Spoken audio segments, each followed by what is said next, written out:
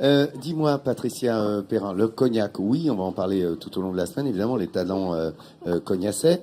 Mais alors, tu vas nous dire que non seulement ça séduit évidemment les Américains, ça séduit toute l'Europe, le Moyen-Orient, mais particulièrement les Chinois, c'est ça? Alors les Chinois et les Asiatiques, si vous avez lu la presse régionale, Oui. notamment ce matin, on a pu voir que la maison Courvoisier, qui déjà appartenait à des Américains, eh bien, ça a été racheté par des Japonais. Des Japonais, pardon. Des Japonais, voilà.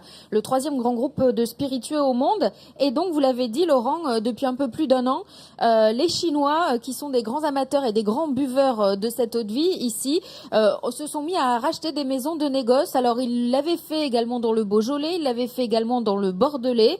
Alors on aurait pu penser ici que les Charentais allaient en prendre ombrage et voulaient véritablement garder leur patrimoine. Eh bien pas du tout, nous nous sommes rendus dans le vignoble et vous allez voir, ils sont plutôt ravis d'accueillir ces Chinois.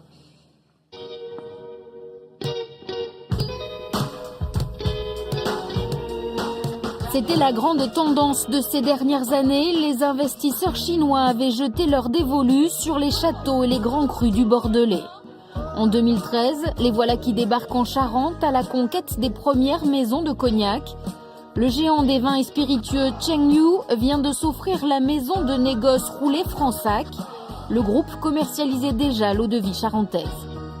Ils ont voulu, si vous voulez, continuer un peu plus loin, c'est-à-dire être eux-mêmes leur propre, disons, producteurs et donc de ce fait s'installer dans la région. Cette implantation chinoise est la deuxième dans le cognacé. En 2012 déjà, une société de Hong Kong avait misé sur le cognac. Une arrivée plutôt bien perçue par les viticulteurs sur place. Le terroir, il est là et il est indélocalisable. Donc que notre activité intéresse et que des gens viennent essayer de mettre en valeur le produit qui découle de ce terroir ne gêne pas la viticulture. Ce qui gênerait la viticulture, c'est que ce soit fait irrespectueusement. Aucune inquiétude pour le moment, les Chinois adorent le cognac. L'an passé, plus de 22 millions de bouteilles ont été exportées vers l'Empire du Milieu. Alors quand les investisseurs fortunés ne se déplacent pas en Charente, ce sont les grandes maisons de négoce comme Martel qui accueillent leurs commerciaux chinois en France. C'est très important de faire venir tout notre staff. Tout le monde doit ressentir l'essence du cognac et de Martel. C'est notre plus grande marque et c'est la première qui passe le cap du million de caisses vendues en Chine. Sur place à Cognac, c'est toute la ville qui se mobilise pour séduire les Chinois, à commencer par le maire de la commune. Plusieurs fois dans l'année, des voyages sont organisés pour les tours opérateurs. Eux aussi sont bichonnés par les maisons de négoce. On aime bien les choses personnalisées, des choses sur lesquelles on sent qu'on est reçu un peu comme un VIP, peut-être parfois un peu bling bling, mais en même temps qui reste quand même un savoir-vivre raffiné. Attirer des touristes grâce à l'excellence de son eau de vie. Le pari est important pour Cognac quand on sait que les Chinois sont prêts à tout pour s'offrir des produits de luxe. Ils veulent mettre le prix, ils ont des moyens. Et ce qu'ils cherchent, c'est quelque chose. Souvent, les Chinois disent, qu'est-ce qui est cher, j'achète. Certains Chinois richissimes sont prêts à dépenser des fortunes quand on évoque le nom de Cognac. Certaines bouteilles se négocient aujourd'hui à près de 10 000 €. Elles sont parfois ouvertes et dégustées pour la nouvelle année. C'est hallucinant, hein. Voilà, donc partant de crise, cette économie de l'eau de vie est bien sûr essentielle pour la ville de Cognac et également primordiale pour la région. Pour être tout à fait honnête, donc on le sait, il se boit plus de cognac à l'étranger qu'en France. Donc on en a parlé déjà aux États-Unis, en Russie et donc bien sûr en Chine.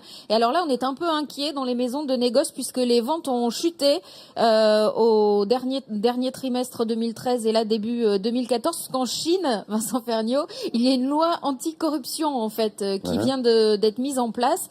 Et il faut savoir qu'on rinçait facilement la main aux dignitaires avec des magnifiques bouteilles d'eau de vie, etc. Quand tu rinces la main avec du cognac, ça se sent. Ça C'est ça le problème ça après. reste Ça tient. C'est pas longtemps. moi, monsieur, si. De la même façon, il y avait des banquets qui étaient extraordinaires où on sortait des grandes bouteilles, voilà. Donc là, on est sur le marché. Le vin, surtout. Oui, sur le marché de l'exportation, on attend réellement le nouvel an chinois là, le 31 décembre, pour voir si ça repart. Tourisme industriel.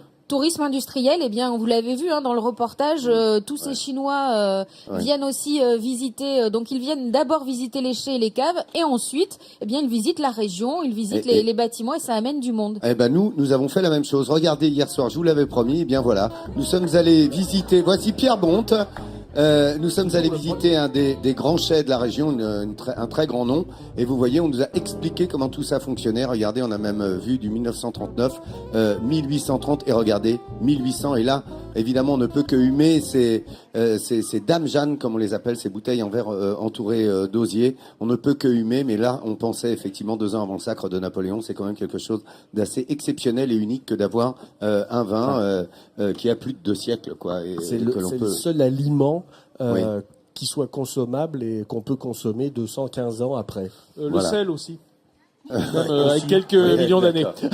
Quelques millions d'années. Je t'embête un peu, mais c'est vrai. En tous les cas, voilà, on vous l'avait promis. Alors, sachez qu'on mettra tout sur le site officiel de Midi en France. Je vous ai fait un commentaire. Vous l'aurez dès cet après-midi. Je l'avais promis. On l'a fait. Donc, j'ai fait mon premier reportage hier soir, dans les chais de Cognac. Vous aurez tout sur le Midi en France officiel à partir de 13h. Je vous raconte tout, je vous montre tout, je vous explique comment ça fonctionne. Donc voilà, chose promise, chose due.